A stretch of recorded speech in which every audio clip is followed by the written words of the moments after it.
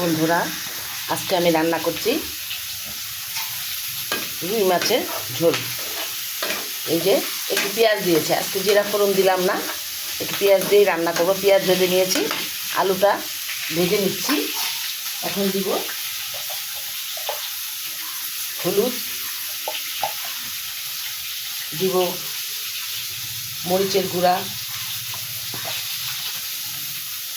দিব জিরার গুঁড়া, তারপরে আবার দেবো একটু ধনিয়ার গুঁড়া। ধনিয়ার গুঁড়া যদি দেই তাহলে আমার ঝোলটা স্বাদ লাগে।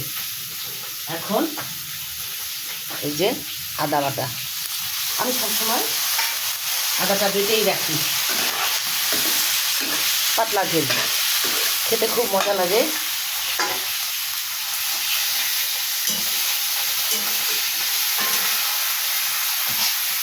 এরকম পাতলা ঝোল দেখবেন খেতে খুব মজা লাগে, স্বাদ লাগে।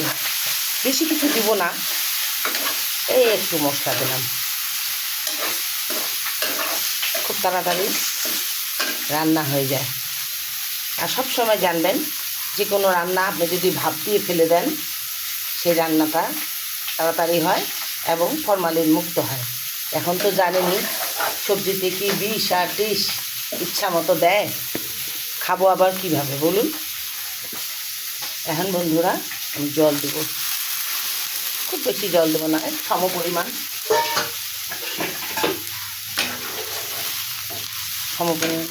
আমি অবশ্য একসঙ্গে দুইটাই কাজ করি, আমার রান্নাটা তাড়াতাড়ি হয়ে যায়। রান্নাঘরে বেশিক্ষণ থাকতে আমার ইচ্ছা করে না। আচ্ছা বন্ধুরা, রান্নাটা বেশি দেরি করলে ভালো লাগে না। এখন আমি ঢাকা দিয়ে দিব, ঢাকা দিলে ফুটবে। বন্ধুরা, আমার ঝোল ফুটতেছে, আমি এখন মাছগুলো দিয়ে দেব।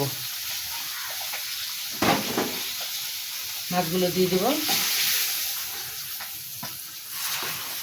একটু ফুটলেই হয়ে যাবে। রান্না করতে কি আর সময় লাগে বলুন। এই মাছ ভাজার তেলটা যদি দেন তাহলে কিন্তু ঝোলটা খুব স্বাদ লাগে, এটা সব সময় জানবেন। মাছের ঝোলের স্বাদ হয় মাছ ভাজার তেলেই আপনি মাছটা রান্না করতে পারবেন, সুন্দর রান্না হবে। এখন আমি এই রান্নাটাতে একটু গরম মশলা দেব। আমার মা বলতো, বড় মাছে যদি গরম মশলা না দিস তাহলে খেতে ভালো লাগে না, গন্ধটা ভালো আসে না। ধনেপাতা তো দিবি যদি থাকে, না থাকে তো গরম মশলা দিবি।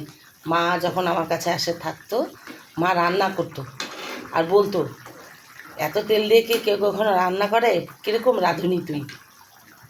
আমার কোনো কিছু রান্না করতে গেলে মার কথা খুব মনে হয়। মা আমাকে অনেক শিখিয়েছে, কিন্তু দুঃখের বিষয় সে আর আমাদের মাঝে নাই। দেখুন বন্ধুরা, আমার রান্নাটি হয়ে গেল, খুব সুন্দর রান্না হয়েছে না? দেখুন, সবাই ভালো থাকুন, সুস্থ থাকুন। ওকে, বিরক্ত হবেন না, দয়া করে আমার রান্নাটা দেখুন।